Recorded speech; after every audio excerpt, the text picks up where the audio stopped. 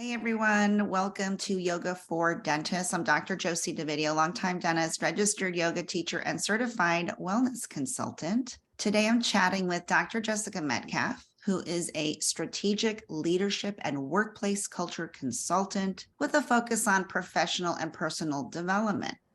She's a former dental oncologist and education director at one of the top 5 cancer centers in the world. And now she's helping high achievers and teams improve their quality of life, preventing burnout, and navigating imposter syndrome, perfectionism, and everyone's favorite, people pleasing. Dr. Jessica Metcalfe, welcome to the show. Thank you so much for having me. I'm really excited to chat with you today. So I was excited to bring you on because you just published a book, and I believe this is your first book. I know there are others in the pipeline, but is this your first official book? This is my first official All book. right, so I want to show everyone the book. It's right here. I'm on chapter 9, and it's got I see my little tag there. It's got a lot of great info. So I've been slowly going through it, and I tell people I have sort of like literary ADD. Like as I'm reading something, if I'm like, oh, I want to think about that for a while. So I pause and I kind of let it soak in. But even up to chapter 9, I have like 1,000 questions. So hopefully we'll get through some of them today. Yeah. But one of the first things that I wanted to bring up, because I didn't know this about you, I learned about it in your book.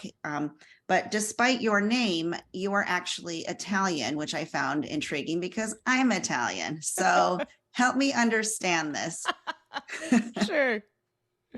Who is the Italian person in your family? I think from the book, it was your mom's side. It is my mom's side. So my nonna, my grandmother, is an immigrant from Italy, and she came over in the early 60s. And my mom is first generation Canadian. So my mom's first language was Italian up until grade 1. And then when my mom got married, she married a Canadian who is like fourth or fifth generation Canadian. Thus, my coloring, the blue eyes and the blonde hair, and the last name. Yes. Yeah, so it's sort of similar to me. I'm first generation Italian American. My parents are from Sicily, and I also have blue eyes. And I was born with blonde hair, but it turned into this dark color. And I fluctuate. It's like my skin changes. Sometimes I have fair skin, like my mom, Mm-hmm. who is Italian. And then sometimes in the summer I can tan really dark, like my dad. So my skin is confused. But generally, I probably look more Italian than you, but you are Italian. So I thought that was fascinating. Yeah. You know what? It's so funny. I remember growing up as a kid, up until even university when I had friends over, and even actually in residency, because residency was in Toronto, and I would bring friends over to see my family and to hang out with them. And it was as if they were walking in not expecting like full on half Italian, half English get spoke at home. And so it's a part of me that again, when you look at me, it doesn't look like it, but as soon as you walk in that front door, you're just fully immersed into it. Right. It's like a whole nother planet. Yeah, my It family is. and I have the same thing. We have like our own hybrid language. It's not quite Italian and it's not quite English. Yeah. But they've been here for so long, they don't even like, I'll say, how do you say this word in Italian? And they'll say whatever the word is. And I'm like, no, that's English. Like they don't even remember. They have their own language now. Yeah. I love it. All right. But that's beside the point. You mentioned Canada a few times. So where in the Mhm. world are you now? I am in Victoria, British Columbia, which is on Vancouver Island. Okay, cool. I've been there. It's very nice. How lucky for Yeah. you that you get to live there. Right? I think so. And so your training was Canadian and you graduated and your clinical career was all in Canada as well. Is that correct? No, I actually went to Boston University, Oh, which that's is right. where I did dental school. And then after that, I went back to Toronto, which is hometown, and completed my hospital residency in Toronto, specifically treating medically compromised and special needs patients. And at that time, I had a huge interest in oral surgery, and so applied to oral surgery 2 years in a row. Didn't get in. And on the second go around, the neighboring hospital, which is the cancer center, had heard about me and brought me on as a full time staff dentist. Nice. Yeah, because I was going to ask you, I know part of your journey involves teaching the medical and dental community Mhm. how to improve a patient's quality of life, especially after cancer therapy. So how did you ended up there sort of by accident, or Mhm. you were headed that route because you were interested in oral surgery, but then you slipped into sort of a niche in this training? Yeah. So, graduating dental school, my goal was to treat special needs adults. And so, I've always had an interest towards more medically compromised and more challenging cases. And that was one thing that really drew me back to Toronto was that specific program. And what I didn't realize was that surgery component and being able to navigate those medically compromised patients and what that entails and a lot of the critical thinking and the problem solving. That's one of my favorite things to do. And so working at the cancer center checked all of those boxes without necessarily having to go back to school for another 4 to 6 years. So Yeah, that gave me the opportunity to be in a realm where I was affiliated with other medical professionals. We were navigating as a cohesive team, and that gave me the opportunity to treat those types of patients. I started lecturing on it because I felt as if we didn't get taught as much about treating cancer patients in dental school. And I still think that there is a fear around treating cancer patients. And so what ends up happening is a patient may or may not have been affiliated with a cancer center while they've gone through their treatment, undergone chemotherapy or radiation or surgery, and ends up going back to their dentist, but their dentist is fearful to treat them. And what ends up happening next is either the patient either falls through the cracks or the hospital system gets overwhelmed. And then there is an aspect where patients get delayed treatment because most of the time for cancer centers, priority are pre-cancer treatment patients. So for the right. post-cancer treatment patients, I felt there was this massive need to make things easily accessible for dentists so then they felt comfortable making those necessary decisions and being able to problem solve in their own clinic, which is one of the reasons why I then started teaching how to improve patients' quality of life post cancer therapy. And I actually give my last lecture in March at the Pacific Dental Conference on a clinical component. Otherwise, I've completely shifted out of teaching on a clinical aspect. But it was a passion of mine. There were these patients who were sitting here, and there's so many people, there's so many things, so many appointments that are involved Right. pre-cancer treatment. And then all of a sudden, you're now a survivor. And that puts you in a completely different bracket of how to be treated, what you're going through, the different perspectives on life. And as a dentist, what we forget is we are now a part of that journey for the patient. And there are a lot of dental side effects, especially with uh, bone strengthening medications like IV bisphosphonates, as well as post treatment radiation for head and neck cancers. And so, how do we start to manage those symptoms when they start to present? Because a person who is a survivor, who develops long term side effects that need to be managed, is considered palliative care. And so when we now redefine what palliative, that's by the World Health Organization. And so when we automatically think of palliative care, we think end of life. But it's not end of life. It's managing those long-term side effects, and dentists get to be a part of that. I love this because it sounds so rewarding to be sort of that liaison between the patient and the dental community. Mhm. But I know from your story that even though it's rewarding work, doesn't mean it can't lead to burnout, Mhm. right? Yeah. Now, so you were working in a hospital system. Did you ever work in private practice? I did. I worked in private practice and I actually still own an emergency dental clinic in Toronto as well. Okay. Did you ever work as an associate? I did. Yeah. I still work as an associate still now 1 to 2 days a week. Okay. And so the picture I'm trying to paint here is that I think a lot of times in the dental community, we associate burnout with practice ownership. Mm. And I just want my audience to understand that you don't have to be a practice owner to be burnt out, right? You can work part of a bigger system like a hospital or a big clinic, or you could be an associate where maybe you don't have the added responsibilities of running a business, but that doesn't mean the work isn't still mentally taxing, Hmm. right? So help us understand, because I know part of your experience is burnout. Yeah. How would you say you got to that point?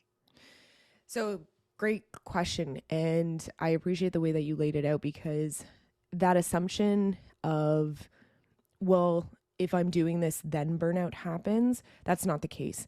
It comes down to you as an individual and you as that high achiever, and sprinkling a little bit of perfectionism and imposter syndrome at that point in time. And when we then start to understand burnout, it gives us the opportunity to reflect on, okay, something's not working for us anymore. So at the different layers of why I ended up down that path was because of what I had done to myself. So anytime someone then comes to me and says, well, I want to be that old self, all that energy and all that everything, but that person wasn't working for you. That's what got you to the point of burnout. Right. So that is no longer sustainable. So when you start to move through burnout, which burnout takes 2 to 5 years to recover from, and the reason why it takes so long is because you have to change your lifestyle. You Right. have to change the way that you were working in a professional environment. What wasn't working at home? What wasn't working within hobbies? So you get to evaluate that. So when I was diagnosed with burnout, I was education director, full-time staff dentist. I was an associate. At that point, I wasn't an owner as of yet. I sat on local to national organization committees. I was a clinical instructor at the University of Toronto. So when someone said to me, hey, what do you do outside of dentistry? I would say, more dentistry. Right. It was just something that I had done. Right. Now, add on to it, family obligations that I have. I have a mom who's bipolar, and that comes with its challenges in and of itself. And so it's been very natural for me to be a caregiver since I was a little kid. And you'll learn more about that story in part 4 of the book. So not only was I taking care of patients and taking care of members of my family, but I neglected me. And that was the biggest component, because you can't pour from an empty cup, as the saying goes. You can't keep giving if you've got nothing left to give. It's just, I was at a point where, because I hadn't learned how to properly take care of myself, I had led myself down that path, not realizing it. Now, being that high achiever, it was easy for me to slip into and just work, because that was one thing for me that I found not only helped me on an emotional level, but it also kept all my thoughts at bay too. It didn't let me sit in the discomfort. So if I was busy, then I wasn't having to evaluate what was going on and what I was feeling. Right. So there are different types of burnout. There's workplace burnout, there's caregiver burnout, there's relational burnout, there's parental burnout. And I think that that's where we don't dive into the fact that, okay, if this is what's going on right now, what do I need to change? Because clearly it's not working. And what I did keep telling myself at that time was, okay, I just need to get to retirement. I just need to work the next 25, 30 years, and then I'll be happy. And then I can, right? And then I can Right. step into and enjoy my life and pick up all the hobbies and do all of that thing. But working at the cancer center, and I can't believe it took me as long as it did, I saw death every single day. Right. And it wasn't until I finally started to realize that I needed to ask for help, and that it was okay to ask for help, that I started to process a lot of the things that was happening around me. And that's when I realized not everyone makes it to retirement. I got to a point, because I only treated at the cancer center that I was at was for adults, so 18 plus. And I got to an age where I started to see people my own age coming in. Right. And at that point, I was like, okay, something has to give. I can't keep going this way. Otherwise, I won't make it to retirement. Not necessarily due to a cancer diagnosis, but with my own anxiety and burnout and what was going on. Now, because I was doing all of the things, I didn't realize that I was experiencing burnout. And so Right. it wasn't until I was in a psychiatry appointment with my mom that the psychiatrist, because at that point in time, she was in Romania, and I was giving an update as her power of attorney on what's going on, and maybe we need to adjust medications and so on and so forth. And that's when the psychiatrist turned to me and said, how are you doing? I said, I'm fine. He said, no, Tell me what's going on right now. And that's when I dove into everything and I burst out into tears. He's like, I think you need to come and see me on your own. He's like, I think we're approaching depression, a generalized anxiety disorder, and caregiver burnout. And if it wasn't for that conversation, I would have just kept going, not realizing what I was doing to myself. Absolutely. Yeah. Thank you for sharing that. In your book, which by the way, I don't think I showed people, but I don't think I said what the title is. Speak Kindly, You're Listening is the title of the book. You spend a lot of time talking about imposter syndrome. And is it fair to say that part of what got you to the burnout is your imposter syndrome, or the way you went through life that you now understand was suffering from imposter syndrome? Yep. So when I read about this, and I can't remember the book, I can see myself in bed reading the pages, but I can't remember what book it was in. And they were talking about women surgeons, general surgeons and orthopedic surgeons, and explaining imposter syndrome. I was like, oh my God, this is exactly what I'm feeling right now. And it was in and around dental school. So I had heard about imposter syndrome before I was diagnosed with burnout. And then being at the research center, it was easy for me to just dive into the literature because once I found out what I was experiencing, I wanted to know why and how do I start to make changes and what are the stats behind it and is someone else experiencing it? Because I was already teaching how to improve patients' quality of life. It was then going to be, okay, how can I incorporate ways on how to improve the clinician's quality of life? And then came across a staggering statistic where if you experience imposter syndrome with perfectionism, you are more likely to develop psychological distress, ultimately leading to burnout. Now, add in a little bit of the people pleasing, and that also comes from my culture growing up and putting others first and being, I always joke about this with my Italian Catholic women friends, is we were born with this guilt complex as we came out of the womb. And you add on those key attributes to your personality, it's a recipe for burnout, especially for the high achiever, because now there's no stop button. You're just go, go, go all the time. And so for me, I just kept staying stuck in the cycle time and time again. And when that ended up happening, I could predict exactly when I was going to get sick.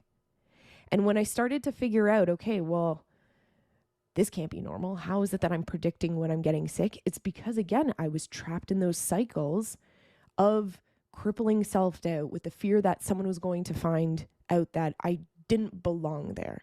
I was one of the youngest on the team members at the cancer center as a new dentist, as a clinical instructor. I wanted to be a national and global speaker. There were all these aspirations that I had for myself. And yet, because I kept questioning my own worth and the way that I chose to speak to myself, which I thought was a great way to motivate me, just tore me apart. Yeah. And, we could spend, you wrote a whole book about it, but we can spend hours and hours talking about imposter syndrome and perfectionism and people pleasing, right? And how all of that, even if you don't do all of it, ultimately each path will take you to burnout. But, speaking of being a known speaker, that reminds me that I remember you won Dentistry's Got Talent, right? At the speaking competition. Yep. Did you speak about this at that competition? I did. I spoke about one of the panic attacks that I had and walked people through what that panic attack felt like and what anxiety is like, and questioning my worth and ultimately what treating cancer patients taught me at the end of the day, and sharing that experience. Now, I am one where I am an open book to begin with. Talking about mental health has always been on the forefront for me because having a mom and growing up with a mom who is bipolar, we've had to have those conversations. So nothing was hidden in that sense. So that made it easier for me once I was okay talking about my own stuff to then be like, okay, this is what I experienced. Know that you're not alone. And how do you then make those changes? And so for me at Dentistry's Got Talent and winning that award, first off, I was flabbergasted. Never, didn't even think. There was definitely amazing speakers that I was in competition with. And I remember hearing my name thinking, oh, okay. Like that was, but what I appreciated immensely was I won talking about the panic attack and my experience. And I feel like that's just brought us into a completely different level of being able to share our experiences so that people don't think that they're alone in what they're experiencing. Absolutely. And, it's sort of ironic too, because for many people, getting up in front of a crowd of people to speak would start a panic attack. So here you are on Yeah. stage in front of very talented speakers Mm-hmm. and clinicians, authentically sharing your story, Yeah. which is also beautiful because you contrast that with the imposter syndrome, right? This idea that they're going to find out who I am. Mm-hmm. But here you are on the stage saying, this is who I am. Yeah. So I think that's just like a beautiful full circle moment for you. It was. It was one of those times because the panic attack that I described was about a procedure, so doing an extraction. And the comments that I received afterwards from everyone, not just dentists, but dental assistants, office managers, hygienists, because at times as dentists, we put on this face, we walk through our day, making sure that we're also trying to manage everyone else's emotions. And so we have to portray ourselves as everything's put together, everything's going to be okay, I'm working through it, even if you are in the middle of experience a complication in the middle of a procedure. Right. And so I walked people through what that looked like to me on certain days. And again, still being completely functional to treat patients, still being completely available to my patients, to my family, and yet managing what was going on. And so I had everyone pull me aside, especially when one of the hygienists did it. And I won't forget what she said. She was like, that's what you guys are experiencing? What's going on? She's like, I would have never have thought at times. And so I said, I'm like, you know what? It's not everyone, but yeah, a large portion of us in the back. So as we're trying to navigate what's going on, we've got our own inner gremlins that we're trying to navigate too. Right. So true. Another thing that strikes me as ironic is, again, when you start to study and learn about imposter syndrome, it is a lot about getting found out. I mean, there's obviously a lot more to it than that, but if, to make my point, a lot of it is getting found out. But in your book, Speak Kindly, You're Listening, you actually speak pretty candidly about the challenges in your life, in your career, even within your nuclear family. And so I'm curious if your parents have read the book and if they've had any, I don't know, opinions about what you shared with the world. So great question. So honestly, that was one of my fears, is what I was putting out there. Now, my mom knows I talk about all of this stuff very openly and candidly. And so she even watched my award-winning speech at Dentistry's Got Talent. Her and Nonna both watched it live, and Nonna was jumping up and down when they heard my voice. Yeah, so which is awesome. I actually sent the book to my mom before it was published, when it was still in the beta readers phase. And I was like, hey, I need you to read this and I need you to let me know if there's anything that you want me to omit, or if I need to rewrite, or that you don't feel comfortable with me saying. And that's one of the reasons why at the beginning of the book too, I also have it written saying that this is from my perspective and this is what I remember and how I remember it. So if someone else wanted to hop on a podcast and share their experience with it too, then that's from their perspective. So Nonna's read it. My uncle's in the middle of reading it. My mom's read it. I am estranged from my dad, so I have no clue in regards to my dad. But my mom was like, listen, if this is going to help other people, then yeah, you need to get this out there. So I have a team who completely supports me, which I am super grateful for. Yeah, that's awesome. And I think it will touch a lot of people to just read about your vulnerabilities. It'll help them understand that, they're not the only ones that deal with, crap behind the scenes, right? And that all of it shapes who you are and how you show up and how you handle things. Yeah. and that it's okay to talk about it. There are plenty of people who will support you along your journey. So Hmm. thank you for being brave enough to share your Oh, experience. well, you're welcome, but thanks for reading it too, because I know some of the responses that I've gotten. Same thing. So whether it's ADD with reading or wanting to digest or whatever it is, someone reached out to me and said I had to put the book down because it was so raw and it felt like I was reading my own story, that I had to put it down and come back to it a few times. And that's the response that I want to get, because then I know I've connected with people in a way that makes them feel that in this big, wide world, especially as that high achiever where we feel like we can't ask for help, we're the doctor, we're the ones helping others, Right. and we shouldn't have to ask for help. And I realize there still is a stigma associated with mental illness. As much as we are still talking about, there is still a stigma associated with it. And if someone is given the power and the strength to then say, hey, I need to change and I'm now going to ask for that help, then that book has not only given me my goal with why I wrote it, but it's then connected with the person on the opposite side reading it who needed to read it as well. Right. Absolutely. I know there are other books in the pipeline, and I won't call you out on it right now. We'll keep it a secret, and then you can announce them when they're ready. But Sure. from what I understand, you're sort of on this in this transition in your Mm-hmm. career. Yes. So talk to me about that. Yeah. So practicing clinical dentistry for me is great. However, I decided at the age of 14 I was going to become a dentist, and I just put horse blinders on and became a dentist. And during that time at 14, it was go to school, get an education, you'll be financially stable. So there was like the top five. So engineer, accountant, doctor, lawyer, dentist. So my godmother is a dentist, and it was very natural for me. I started working in her office at the age of 14 and in sterilization as receptionist. So I understood that side of it. So it was really natural for me to say, okay, I'm going to pick this profession. However, the entire way along, and I didn't realize what I was also building, was the goal of how to teach others how to lead themselves and how to lead their teams.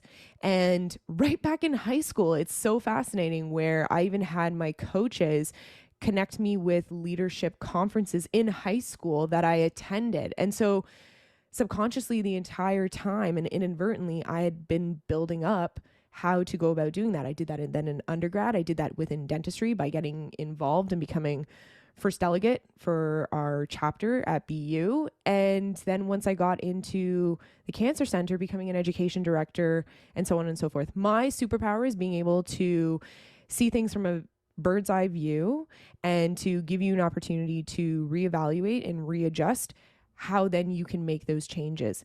And in doing so, you get to build those essential skills, which people call soft skills at this point still, which is the problem solving, the critical thinking, the communication, those leadership skills that are essential to be able to run your team.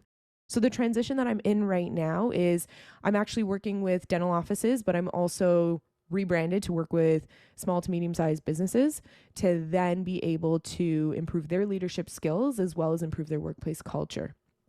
In the last couple of years, we've seen a change in working in general, and it's hit dentistry too, where we have concerns about retaining employees and building that team and what that actually looks like. And COVID just accelerated what I think a problem was already in existence. Right. And again, it just caught up to us significantly faster. So outside within the business realm, and you may or may not have heard of the term, there was the great resignation that happened in the initial stages of COVID. Why? Because it gave people the opportunity to reevaluate their life. However, if you don't do the internal work first and you don't build up those leadership and change your lifestyle, especially as that high achiever who is heading towards burnout or has experienced burnout and is just in that cycle time and time again, you end up going to the next job. And for the first 3 to 6 months, you sit in a honeymoon phase because it's sparkly, it's new, you're in a different environment, different people. However, because you didn't do the introspection, you didn't ask yourself, well, what environment do I want to go to next? What team qualities do I want to be a part of? You then have to interview that next location as well. We then have now the great regret, because people shifted to that next job, didn't do the introspection, and ended up down the same path of repeating all the same patterns. And so I get to come in now and really step in and ask people, well, how do you want to lead? And how does that affect you professionally and personally? Because we know our work follows us home. So how do we then implement those boundaries and create space so then we can live the lifestyle that we've dreamed of? And that's a lot of the work that I do with my clients too, is that inside work, that, personal, we call it personal work or personal development, or, like you say, introspection. Because in the yogic world, the saying is, wherever you go, there you are. And So true. people feel like they have this fantasy that, like, if I just, walk away from dentistry and ride off into the sunset, I'm going to be happy as a clam. And that's just not the case, because like you said, you take with you the same beliefs, the same, operating system, so to speak, and work ethics. Yeah. It's the you. Same expectations. So it is you. It is, the environment might trigger you. It's not to say that the environment, that there's nothing wrong with the environment, but predominantly it's how you handle it and how you show up and how you think about things. And how you recognize that there are certain things that you can control and other things that you can't. Yeah. And so what price are you willing to pay to stay where you are versus to try something different? But ultimately, it's you. I want to comment on that for a second, because the person who does the introspection and has spent months or years looking inwards and doing the work and making the changes and then saying, it's still not working, that's when you get to go to your environment, Right. Because then your environment is no longer working for you. So when we think of workplace burnout, the definition by the World Health Organization is that unsustainable levels of work without resources. So if you just keep trying to hammer that nail, but you've been using a screwdriver the entire time, Right. and it's not working, then that's not you anymore. And that's when you have to look to your environment to figure out, okay, do I need to leave my job? Right. And when I do decide that, though, because I've done the introspection, I get to now create a list of where I'm going to next, what attributes I'm looking for. If it's within family, and I'm going to touch on this really briefly. So I mentioned me and my father are estranged. If you have to make that decision, just because other people or what society or social media puts out there about family dynamics, if it's no longer working for you, you get to also make that decision too. You have to figure out what is the best thing for you, your immediate family, how you choose to take care of you, but then give yourself permission to be okay with it. Because it is really easy to then see or hear what other people have to say and then think, well, I'm doing it this wrong. But doing that introspection gives you the opportunity to evaluate that and then give yourself permission to say, okay, this is what I need for me right now. This is what I need for me in my family unit right now. Absolutely, because the personal work gives you the tools, it gives you the information, it gives you questions to ask, right? And then based on having all of that, then you can make, more informed decisions about your life. Exactly. What I see happening a lot in our industry anyway, is I don't want to do the work. I just want it to be easy. So I'm going to pivot into something else. And so it's like, well, you can. I mean, no one's telling you have to. I'm just saying it's not going to solve your problems unless you look at these internal things like you and I are talking about. Yeah. And so, yeah, of course, if you do the personal work and then you're still struggling, then now at least it's kind of like, marriage counseling. It's like you can be arguing with your spouse and you can just either decide to get divorced, or maybe you try marriage counseling first to see if you can resolve some of the things. Yeah. Sometimes marriage counseling works and you move on and you have a better relationship. And sometimes it doesn't, and you still get divorced, but at least you tried and you looked at the different things before making a final decision, so to speak. Yeah, that's exactly it. And people have to realize that, especially as the perfectionists within dentistry, you're not going to have all the information right off the go. And this is where you can get stuck in analysis paralysis. But you have to make the best decision with the information that you have right now. Then, when you know different, you do different. But Right. until then, you can only base your decisions and make the best possible decisions for you at this point in time based on what's in your environment, what information you have, and where you plan to go. And obviously, you and I both know with the kind of work that we do, we're speaking about these things from a very simplistic standpoint, right? There Mm-hmm. are other variables. There are familial responsibilities, Mm-hmm. maybe cultural responsibilities, Yep. right? And so, you and I can talk about this in an hour podcast and, feel like we've solved all of dentistry's problems. But the reality is when we do work with our clients, we are looking at the whole picture and Mm-hmm. there's no one solution for everyone. No. But the thing that we can do is help people understand the factors at play, right? The burnout, the imposter syndrome, the perfectionism, help them see how that shows up in their life, how that skews how they think about things, how it influences the decisions that they make. Yep. And when they have a better understanding, then they can look at all the other variables they have to take into account, right? Kids, spouses, where you live in the world, and make decisions from there. Mm-hmm. And so if you're listening to this and you're thinking, I really need someone to help me look at my life through this lens, Jessica, tell people how you work with people. Mm-hmm. So there's a couple of different ways that I work with individuals. One is on a private coaching basis. So taking a look and examining what's going on with burnout. So a lot of people who reach out to me, you usually saying, I'm overwhelmed, I'm at the point of burnout, I'm stressed out, and I want to be more happy. And so that gives me the opportunity to start to outline, okay, tell me what a given day looks like in your life. Where are you hoping to get to? What isn't working for you right now? So then that way we can slowly start to make changes. That gives me the opportunity to not just set up goals with this individual, but to also be there with them when obstacles come up. Because regardless of the coach that you work with or the accountability person or whomever it is, you want that support there during the good and during the bad. Okay. Right. Because at times during the good, people are just like, oh no, it's totally fine.